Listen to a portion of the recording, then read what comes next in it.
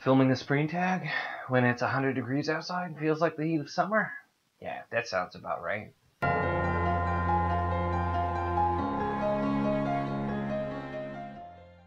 Hello and welcome to my channel.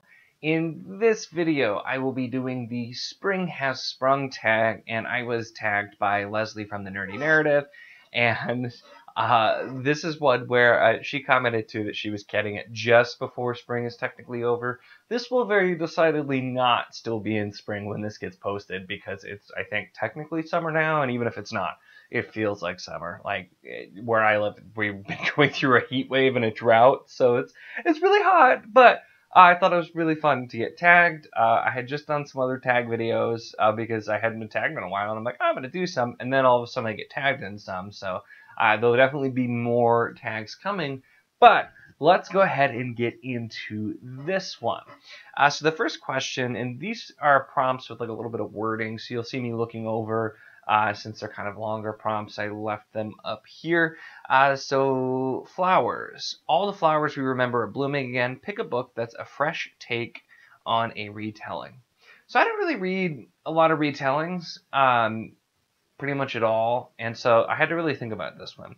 And if it wouldn't have said a fresh take, I probably would have gone with the Chronicles of Pride Aid, because this is a retelling of, I think, like Welsh basically mythology, but considering these books were published in the 60s, I didn't think I could actually use this and try to call it fresh.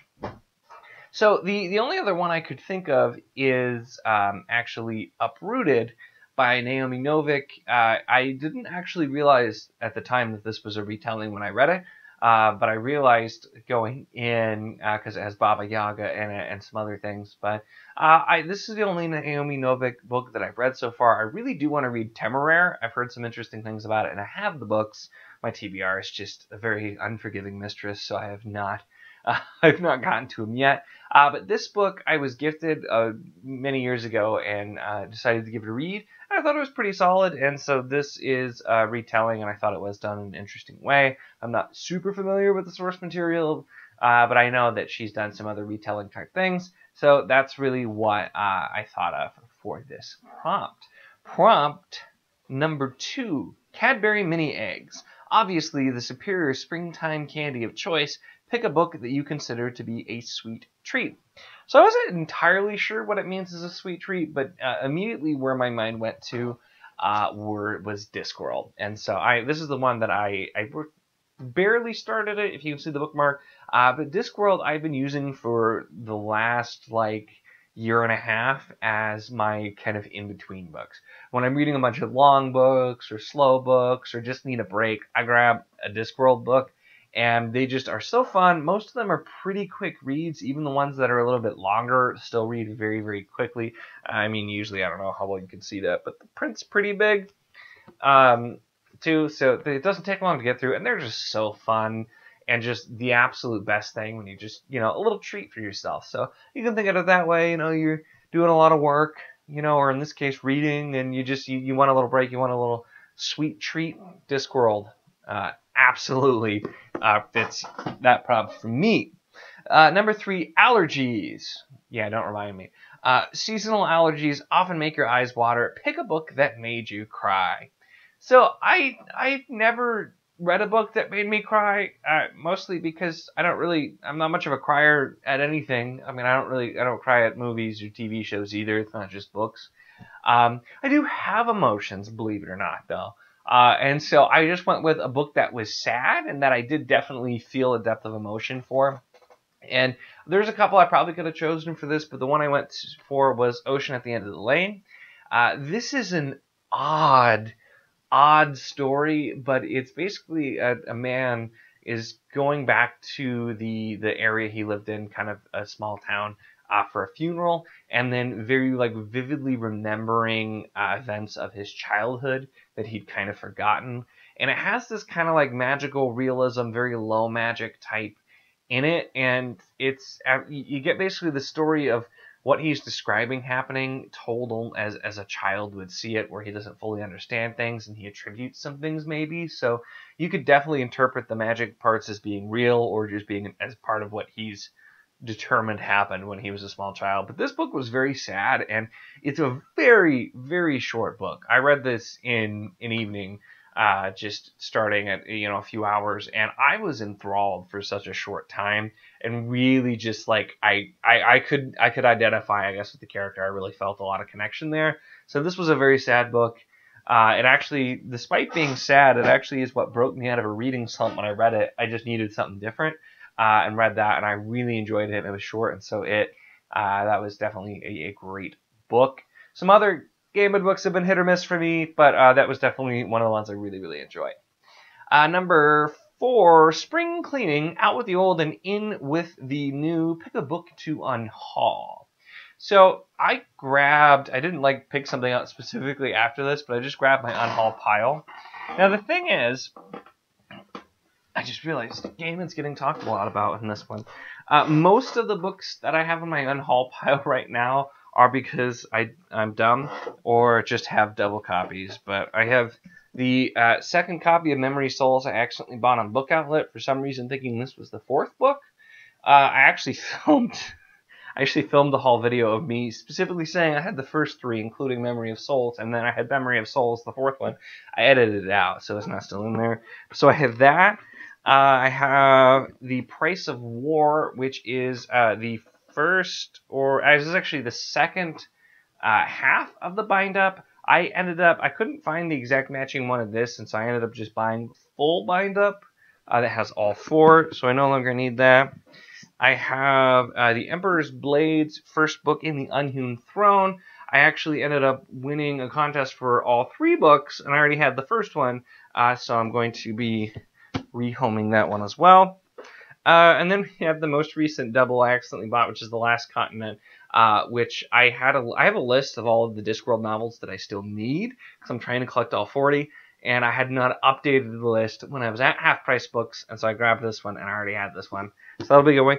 The only one that's actually something that is not a duplicate that I read and am deciding to unhaul is Stardust by Neil Gaiman. Because like I said, some of his stuff was hit or miss. I really didn't care for this one, and so it's one that I will be bringing back to Half Price Books, which I'm pretty sure is where I got it to begin with.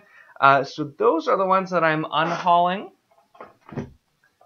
So there's my spring cleaning. I didn't pick out another one, like I said. I don't know if that's cheating, but it is what it is. So let's see. Next up we have, speaking of Gaiman, Spring Break. It's the perfect time for an adventure. Pick a book involving a road trip. I was trying to not have another Gaiman book, but it was the only book I could specifically think of that involves a road trip, and that's American Gods. And most of the plot of this is literally a road trip through the U.S., going through all these different small towns and places, and a lot of it in the Midwest. So American Gods, there you go. This was the first Gaiman book I read, and I really liked this one. And so this is what made me definitely want to read more of his stuff. And I still definitely do, and plan to. I've got a few more of his books, so I'll keep reading, like I said, even though the last one is in the unhaul pile. This one definitely isn't. This one I definitely liked enough to keep around.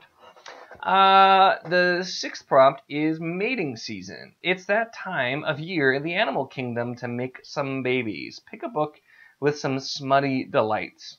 So, not the type of books that I read. I actually, even in my fantasy books, I've talked before, I'm not really a huge fan of sex scenes or just overall horniness. So what I went with, because, oh my gosh, is there so much horniness in this book, is actually the Burning Stone, book 3 of Crown of Stars by Kate Elliott.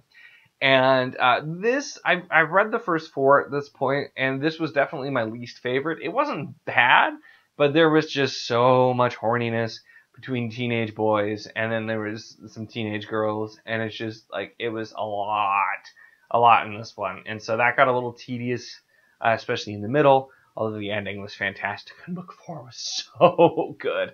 So I still love me some Crown of Stars. But this book definitely had a lot of general horniness in it, and I couldn't think of anything else, because like I said, that's not the kind of books that I like to read. I'm good without all of that in my books. I'm fine without it. So next prompt is rainbows. I just feel like spring is made of freaking rainbows. Pick a book featuring an LGBTQ plus character. So there are a couple things I could have chosen for this too, but I went with the one that I've read most recently, which is the Jasmine Throne by Tasha Suri. That does feature two lesbian female main characters. And this is one I had gotten an e-arc and I'd forgotten that I'd requested it because they took a really long time to approve it and didn't approve it until like shortly before it was going to come out. So I threw it into my TBR to make sure that I got to it, and I really enjoyed it. It definitely, there were some issues I had with parts of the book, but the world building and like the kind of religious magic that was being built up, I found fascinating. So I'll definitely be interested to continue with this book, but it's kind of a basically it takes place in like an alternate India basically, and there's an empire that's in power and they're trying to wipe out one of the countries that used to be the big country in power, largely in part because of their kind of religious magic, and so they're trying to wipe all of that out. The brother of the emperor, or the sister of the emperor, her brother, is basically being imprisoned because she called him out on some stuff and refuses to be burned as a sacrifice, and ends up getting involved in some of that too. So there's a lot of politics. We learn a lot about the country of Ariana's like religion, magic, and their repressed culture, and it was some really interesting stuff. So that's the series I'll be keeping an eye out for. But that was the first one that came to mind just since I read it fairly recently. Next up, Spring Awakening. This is one of my all-time favorite musicals. Even though it's filled with completely dysfunctional characters, I'm assuming Spring Awakening is a musical. I don't really do a lot of musicals, so I don't know. But anyway, pick a book that's also filled with completely dysfunctional characters. At this point, honestly, when I hear dysfunctional characters, my mind immediately goes to Ship of Magic. This book especially, the live ship traders in general, but we're introduced into this just incredibly, at points even like melodramatic, like feels like you're like, I've actually never seen Downton Abbey, so maybe I shouldn't use it, but kind of feels like that's what that show would be. Just all of this stuff going back and forth with the traders and like the family politics and the trader politics and all the things going on. Great series, lot of dysfunction. Hobb does not really write characters that have their lives together. There's always a lot of problems in a Hobb book. So this fit really, really well with dysfunctional characters. Very much so. If you've read it, you are well aware of that fact. So that, I think, is the last prompt. Oh, no, I'm sorry. There's actually one more. Number 9, In Like a Lion, Out Like a Lamb. Pick a book series that didn't get better as it progressed. So I did in another tag recently, I did a prompt where it was, what was the last book that kind of like ruined the series for you? And I didn't even think about this at the time. And so I used one that I thought like the ending was kind of like, but it was still really, really good. But I was thinking about for this one, and I actually did remember a series that the first book was really good and I enjoyed it. The second book was okay. And the third book just was not good. And that is the Reckoners series by Brandon Sanderson. So, I mean, you could probably tell I'm a huge Brandon Sanderson fan. I have almost all of his books in hardcover that he's written. And that does include this series. I haven't unhauled. But if I do have to make room for more Sanderson on the Sanders shelf, this would be the series that would go first. I really liked Steelheart. I thought it was kind of a fresh, interesting take. The second book was pretty good too, and then the third book, especially the ending, I really didn't like. It felt very rushed and just didn't really fit. And this was, I think, really the only Sanderson book that I had been like pretty thoroughly disappointed with. Some of his books I like more than others, but this one just I really didn't care for the ending. So I have high hopes for the Skyward series, which is his other kind of YA series, because I hope it doesn't do something similar and just end on a really sour note. That one, I really liked the first book, and the second book I liked as well, not quite as much. So I hope it breaks the pattern and does not turn into another one that's kind of like, oh. So, because, yeah. I mean, honestly, I basically will buy anything Sanderson writes because I have enjoyed most of his books. So it's okay that not everyone is a winner for me. My book pile fell over. Oh, no.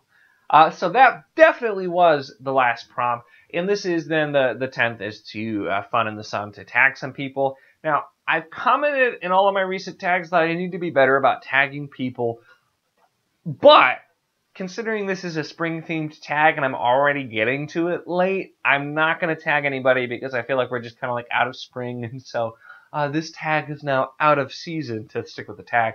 So I'm not going to tag anybody in this, but if you're watching and you liked these prompts and you want to do it, definitely still let me know, because I will watch yours. I always love seeing different people's takes on tags, especially ones that I've done to compare my answers to. So definitely don't let that stop you. But I know usually, like, if I tag somebody, it's going to probably take them a little bit too. And so we'll be like well into July or August before some people would get to it. So I'm just not going to tag anybody for this one. But I am making an effort to tag people in all of my other tags. With that, that is the Spring Has Sprung tag. Once again, I was tagged by Leslie from the Nerdy Narrative. Thanks so much for tagging me. I will link to her video and channel down in the description, of course, below. If you enjoyed this video, make sure to give it a like. Check the link in the description for, of course, the link to the Wizardly Duo Discord.